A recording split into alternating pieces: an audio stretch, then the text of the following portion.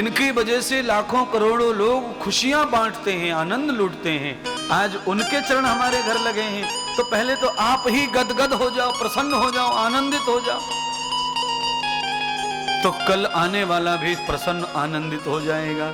इसीलिए किसी ने ये गीत सही लिखा है, नंद घर आनंद भय जय कन्हैया लाल की। हमारा गीत गाने वाली यशोदा नहीं है, लाला तो यशोदा का माना जा रहा है भागवत में, पर गीत गाने वाले कौन हैं? गोपियां, जिन्होंने यशोदा के घर में बालक पैदा हो उसके लिए व्रत जप तप किए हैं। ऐसा गांव दुनिया में कहां मिलेगा जिसमें गांव के एक आदमी के लिए पूरा गांव एक हो जाए और भजन करे, त्याग करे, तप करे, व्रत करे, रोटी छोड़े, कपड़ा छोड़े, काम छोड़े और केवल भगवान को मनाने में लगा रहे कि यशोदा के घर भगवान आ जाए, लाला आ जाए, लाला आ जाए, लाला आ जाए, पुत्र हो जाए, पुत्र हो जाए। भक्ति में शक्ति है, सब जानते हैं महाराज। इसीलिए भगवान करे आपको ये बातें समझ जाएं।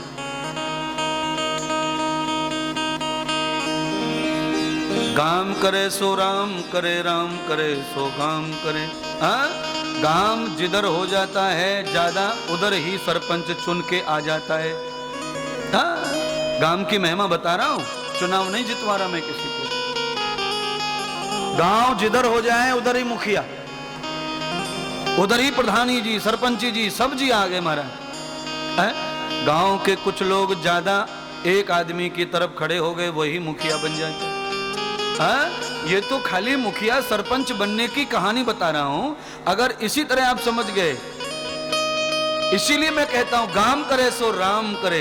एक गांव के लोग, चाहे गांव कितना भी छोटा हो, अगर पूरा गांव एक माला में प्रवेश कर जाता है तो बड़ा गांव भी गांव को जीत सकता नहीं है, हरा नहीं सकता है महाराज, जीत नहीं सकता है कोई गांव से। इतनी महिमा है गांव की, गांव के प्राणियों की।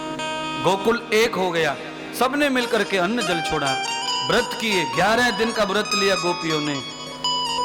श्रावण मास की एकादशी शुक्ल पक्ष से कृष्ण पक्ष श्रावण का आ गया, अष्टमी की तिथि आ गई, आज लाला आ गए तब व्रत छोड़ा है महाराज। जब तक फल प्राप्त ना हो जाए तब तक व्रत नहीं छोड़ना चाहिए।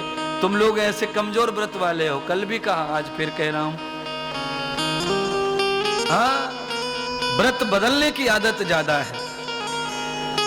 सोमवार का फल नहीं मिल रहा है, 2 3 4 साल हो गए तो फिर मंगलवार पकड़ लिया, मंगलवार से भी फल नहीं आ रहा है तो फिर गुरुवार पकड़ लिया, गुरुवार से भी फल नहीं आ रहा है तो फिर शुक्रवार पकड़ लिया। अच्छा बोलो, अरे किसी भी रोड को तो पूरा बना दो, सब आधा अधूरा छोड़ देंगे तो गाड़ी आधी जाएंगी, आधी लौटेंगी, आधी जाएंगी, आधी लौटेंगी, घर कब पहुंचेंगे? कभी नहीं।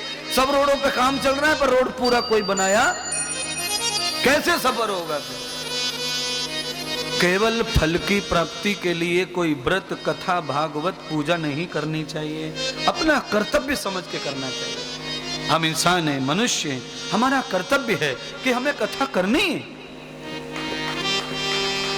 हमारा कर्तव्य है, हमें गौशाला में दान करना है, हमारा कर्तव्य है, ये हमारा निश्चय जीवन है, हम मनुष्य हैं।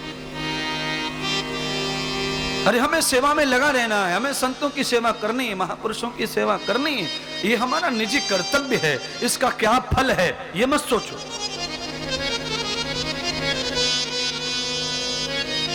ऐसा मैं नहीं कह रहा हूं, ऐसा भगवान कृष्ण अर्जुन को गीता में कह रहे हैं, कर्मण्येवाधिकारस्ते। आगे तो आपको श्लोक आता है, कर्मण्येवाधिकारस्ते मा फले सुखदाश्चन दाश्चन किंचन किंचन किंचन। किंचित मात्र भी फल की इच्छा जिसकी नहीं है, फल उसको ही मिलेगा। जो फल लेकर कथा करते हैं, यज्ञ करते हैं, दान करते हैं, वो फल निष्फल हो जाता है महाराज। स्वार्थ जिसमें पहले आड़े आ गया वो पानी को आगे नहीं जाने देगा महाराज।